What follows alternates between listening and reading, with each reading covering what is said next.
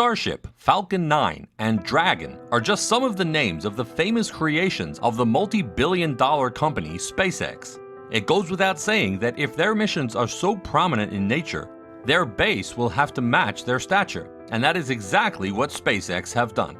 Today, we'll be going over the starbase that SpaceX has established in Texas. Why choose Texas as their starbase? And what were all the problems that SpaceX went through in the acquisition of this property? These and many more questions we will be answering in today's video, so stick around to the end to find out.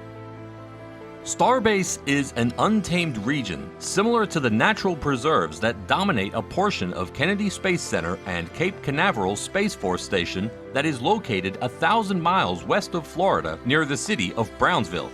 Elon Musk, the founder of SpaceX, is in full steam ahead mode here. He not only pays frequent visits to oversee significant operations, but he has also started the legal procedure to rename the location Starbase. On this southernmost edge of Texas, a little city, more of a spaceport town, could emerge from the wilderness one day and join Brownsville. Musk and his crew are putting together, testing, and launching the Starship system, a two-stage stainless steel vehicle that will be the company's future. There are security guards and gates in place, but that doesn't stop curious people from wandering over to get a closer look at Starship and its super heavy rocket, which stands about 400 feet tall and were stacked for the first time this year in August. The 16 million pounds of liftoff thrust promised is more than twice that of the classic Saturn V rocket from the Apollo era by NASA.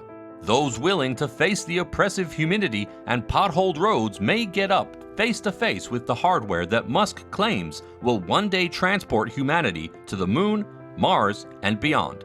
The area is known by many names, including Boca Chica, Cameron County, and the SpaceX South Texas launch site, although Starbase has recently become the preferred title. Fans, journalists, and those simply interested in documenting Starship events are going to the location to experience it for themselves. They also receive direct encouragement from SpaceX personnel, who wave, honk, and congratulate them in person for publicizing their achievements. A man named Nick Ansuini, a self-described indoors guy, arrived from Missouri in mid-July and set his shop on a nearby beach to film Starship events. Standing outside the gate of the launch site, Ansuini told Florida Today, "I'm not an outdoors person. I hate dirt, hate sweating, hate the outside, but here I am, sweating away.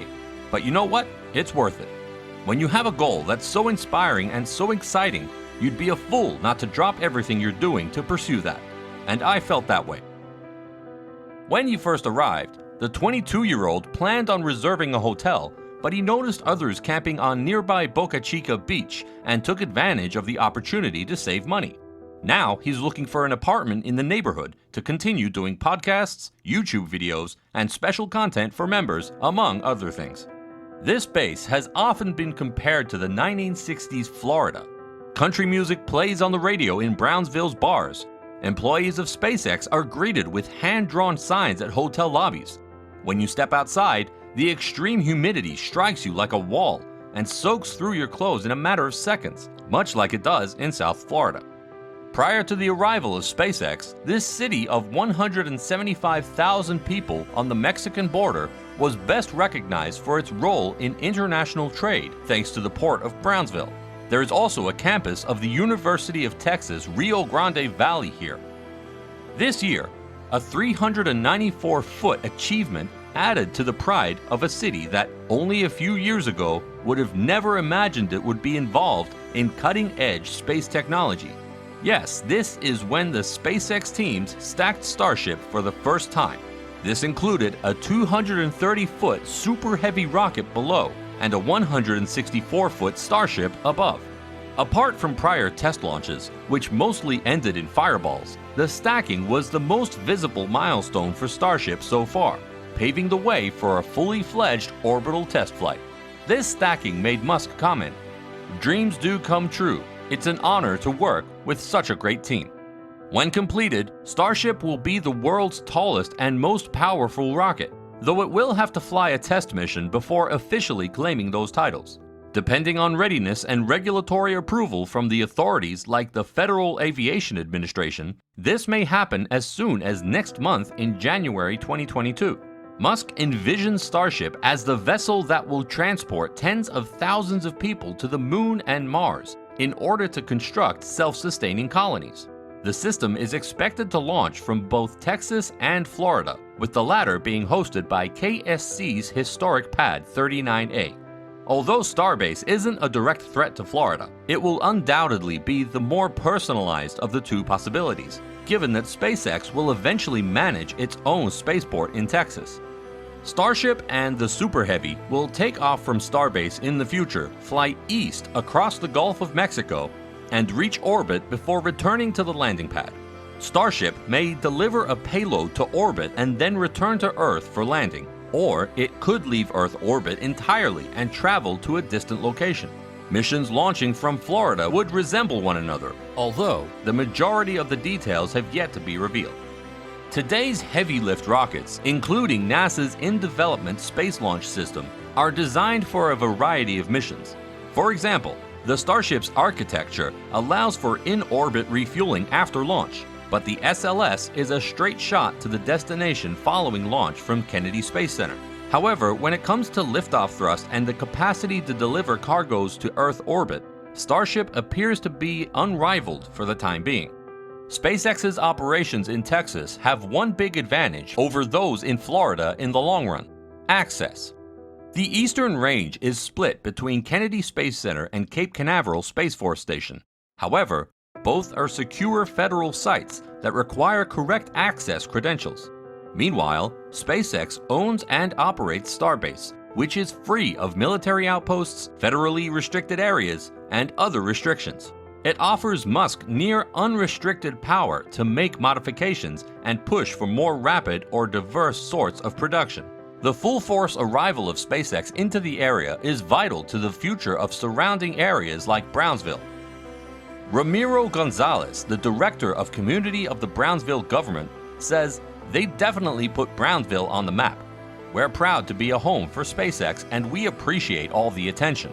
Gonzalez said his city sees influxes of visitors and a regular stream of workers who are directly and indirectly supported by SpaceX activities, much like the Space Coast of the 1960s.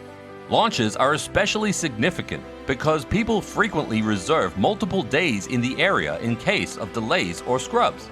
Hotels are happy, restaurants are really happy, Gonzalez said. The economic ripples of not only employment from SpaceX, but also visitorship is palpable. People can really put their hands on it and prove it. All of this isn't to say that SpaceX hasn't had troubles with Starbase. A small, unincorporated settlement known as Boca Chica Village was home to a few dozen individuals until stainless steel rockets towered over the landscape here.